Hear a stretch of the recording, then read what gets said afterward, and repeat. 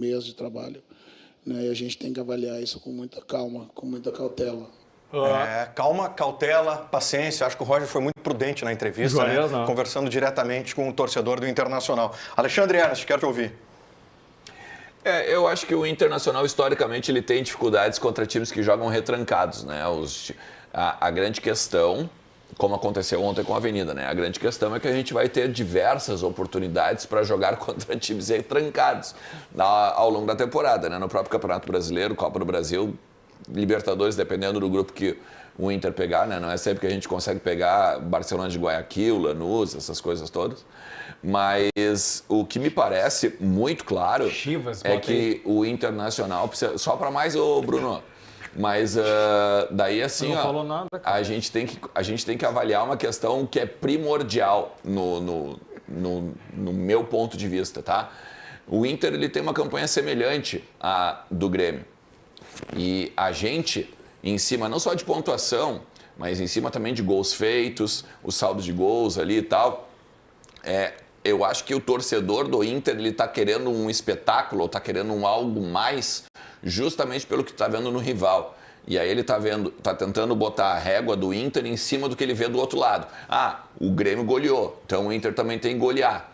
O Internacional, ele fez o goleiro ontem do Avenida, o Mamá, virar o Neuer, né, basicamente. O que fez de defesas, o goleiro do Avenida é um absurdo. Até conversei com um parceiro tinha um pessoal da comissão técnica junto do Voz do Gigante lá no Beira-Rio, e os próprios caras da comissão técnica, não, ele é um bom goleiro, mas hoje está de aniversário, porque é um absurdo que ele está pegando de bolas que o Inter tem. O Inter teve bola na trave, o Inter teve uma boa falta do Bruno Henrique, o Inter melhorou muito com a entrada do Carboneiro, deu velocidade para um time que não estava conseguindo ser veloz.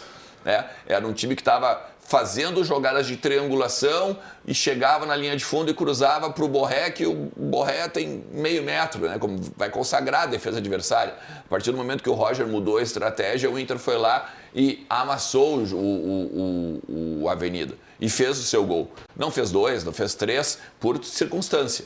Tá? Me parece que há um pedido, talvez, da torcida para que a gente amasse todos os adversários. E isso não vai acontecer, principalmente num primeiro mês de trabalho, como o Roger bem falou na sonora que a gente botou agora há pouco. Eu acho que a primeira...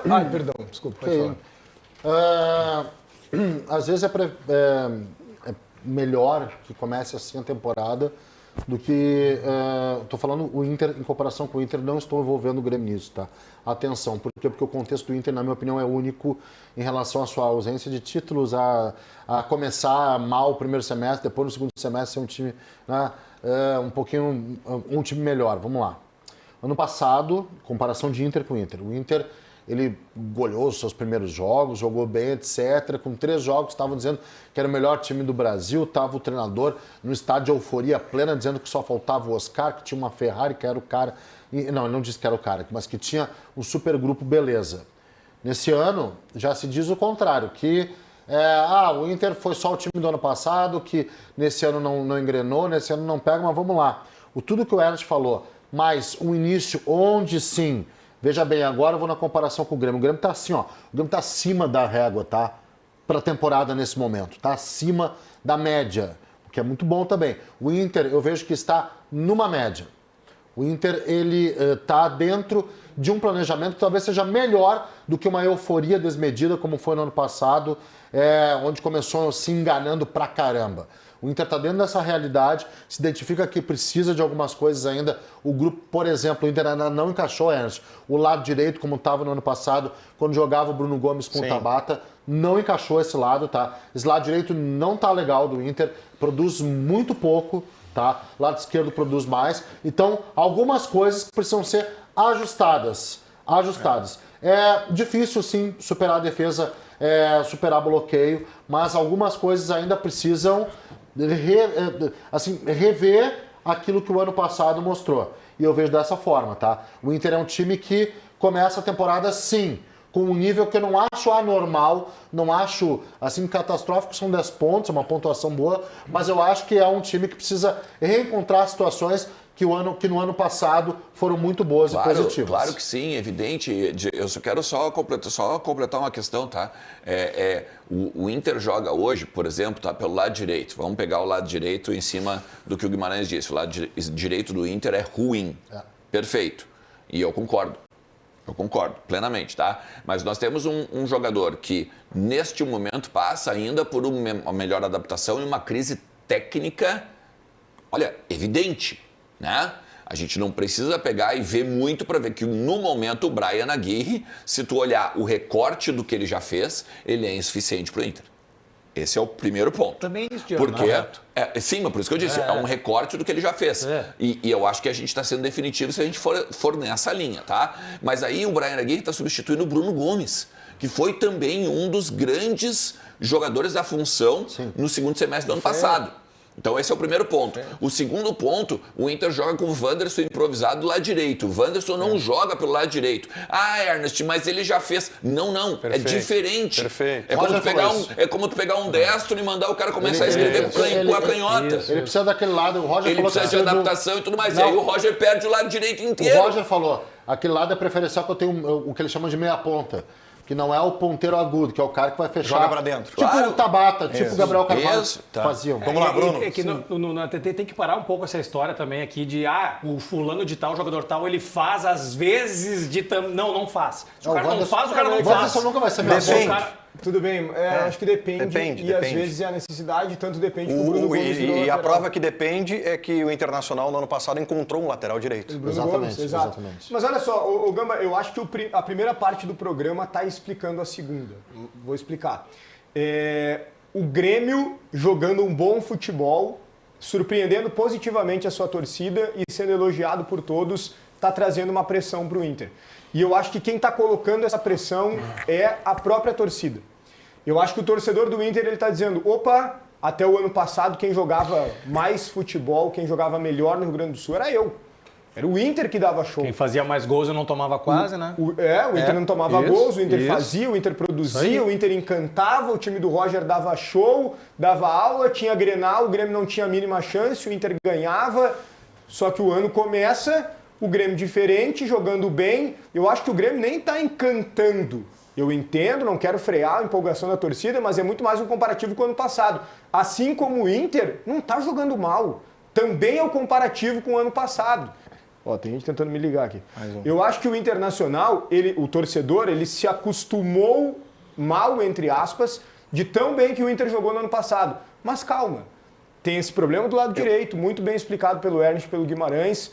Vai ter que se ajustar, o Tabata vai voltar, logo o Gabriel Carvalho também, o Aguirre precisa de readaptação, é um peso para ele substituir o Bruno Gomes que estava bem, o Roger está ajustando. O que não pode, e que é o meu grande ponto de preocupação em relação ao Inter nesse início de temporada, é esse ambiente. Perfeito. O ambiente tirou o Inter do Campeonato Gaúcho em anos anteriores. Perfeito. E ontem eu estava acompanhando a repercussão em vários lugares, eu tenho essa mania de ficar olhando aqui, e eu tava vendo uma crise sendo gerada em alguns lugares. Eu falei, gente, o Inter ganhou os mesmos 10 pontos do Grêmio. O Inter tá ganhando os jogos, pegou uma retranca e furou a retranca. E o Inter não ficou naquela troca de passes modorrenta, lenta. Não, o Inter chutou no gol. O goleiro foi um dos melhores em campo.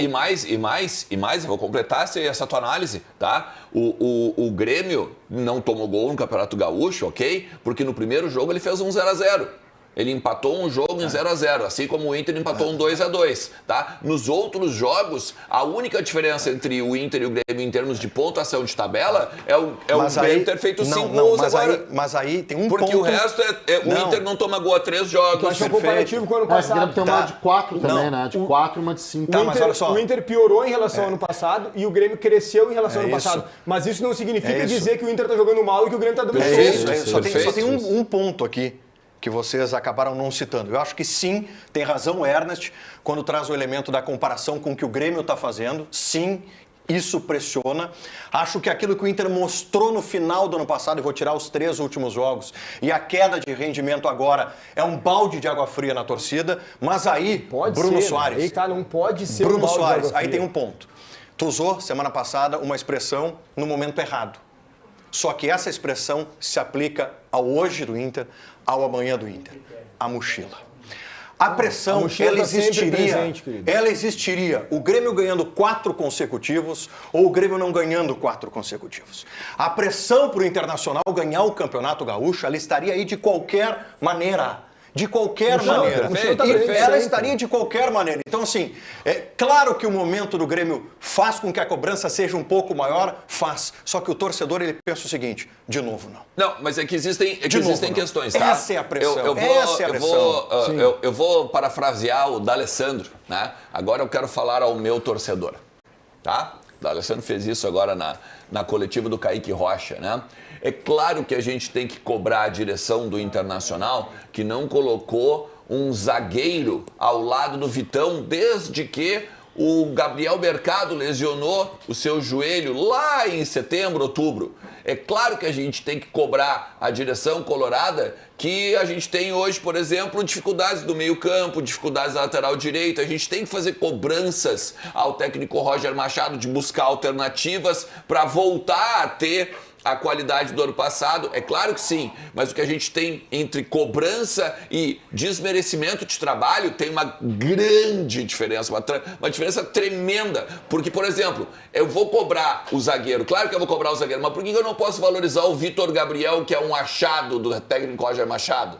E por que a gente, faltando 5 dias para o Clássico Grenal, a gente está pegando e tentando bater um na cara do outro, porque um está cobrando, o outro está passando pano, o outro não sei o quê, o outro não sei o quê. Nós estamos a 5 dias de um jogo contra o maior rival da história do Inter. Então a gente tem que pegar e estar aglutinado. Depois do Grenal, depois da Arena, aí a gente vê pra onde a gente vai. Mas nesse momento a gente tem que estar focado em ganhar o Grêmio. Agora eu sei pra onde a gente vai. Intervalo comercial. Marquespan, vem pra cá, vem trabalhar. Então sou homem. eu mesmo. Vem pra cá. Então sou eu mesmo. Tudo bem? Tamo aí. Tudo bem? Aí é muito bom. Eu tava é a central, Bora, alemão! É a central aqui.